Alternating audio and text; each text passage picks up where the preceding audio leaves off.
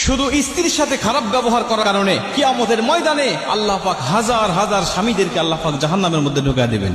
কিয়ামতের মাঠে যদিও তাদের অনেক আমল ছিল, নামাজ ছিল, রোজা ছিল, তাদের আমল নামে হজ ছিল, যাকাতের মতো সওয়াবও তাদের আমল নামে ছিল, কিন্তু স্ত্রীর হক না আদায় করার কারণে, স্ত্রীর সাথে খারাপ ব্যবহার করার কারণে আমার আল্লাহ পাক কিয়ামতের মাঠে তাদের ঠিকানা করে দিবে জাহান্নাম।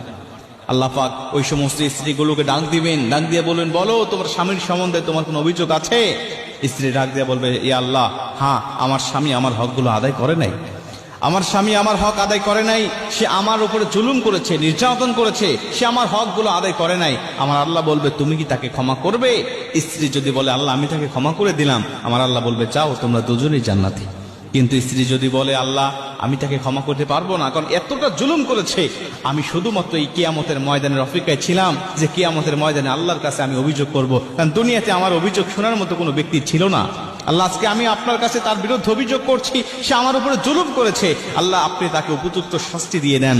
আমার আল্লাহ পাক তখন ওই স্বামীকে ঠেকিয়ে দিবেন, বলবেন, না, তোমার জন্য জান্নাত যাওয়া যাবে না, তোমার জন্য জাহান্নাম ওয়াজিব হয়ে গেছে, কারণ তুমি বান্দার হক নষ্ট করেছো, তুমি তোমার স্ত্রীর হক নষ্ট করেছো, তোমার স্ত্রী ক্ষমা করবে না যতক্ষণ, তোমাকে জান্নাতে ঢুকতে দেব না ততক্ষণ। কিয়ামতের ময়দানে এরকম ভাবে আল্লাহ পাক প্রতিটা স্ত্রীর কাছ থেকে আল্লাহ পাক সাক্ষ্য নিবেন। আমরা অবশ্যই চেষ্টা করবো স্ত্রীর হক